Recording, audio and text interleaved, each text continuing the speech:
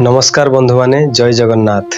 आज आमे जानिबा श्री जगन्नाथଙ୍କ महाप्रसादर महिमा विषय कहीं यहाकू अमृत समान बोली कहा जाए। पुरी श्रीमंदिरर रोषघर विश्वर सबुठारु बड़ मंदिर रोषघर।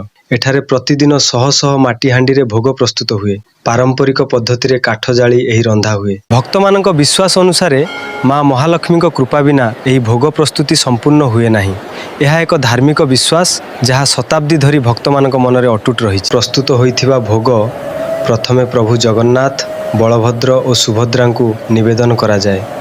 निवेदन परे यह महाप्रसाद भावे परिचित हुए। महाप्रसादर सबुठारु बड़ विशेषता होची यहाकू समस्ते मिसी समान भावरे ग्रहण करती। जाति धर्म किंबा वर्णर कौनसी भेदभाव एठारे नाही। प्रतिवर्ष भारत और विदेशरू असंख्य भक्त पुरी आसी महाप्रसाद सेवन कर सेमानक विश्वास भक्ति भावरे महाप्रसाद ग्रहण कले मनरे शांति और प्रभुंक आशीर्वाद मिले। आपण केबे पुरी जाई महाप्रसाद सेवन करछंती कि? निज अनुभूति को कमेंट रे निश्चय लिखंतु। भिडियोटी जदि आपनको भल लगी थाए तेबे आमर भक्ति दिव्या ई ट्रैवलर्स यूट्यूब चैनल को निश्चय सब्सक्राइब करन। पुणी एक नुआ भिडियो रे देखा देबो। धन्यवाद।